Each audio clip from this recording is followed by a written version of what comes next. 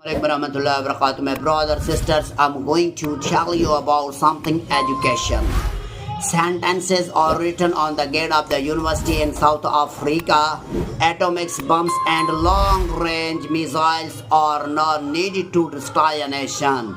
Rather lower the educational standard of the nation and allow male and female students to copy in exams. The nation will destroy. Coming out of this dysfunctional education system, passion will continue to die from doctors. Buildings will continue to be destroyed by the engineer.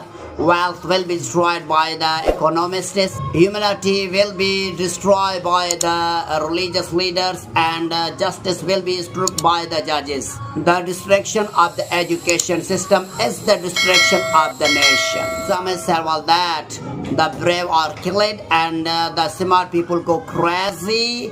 The world is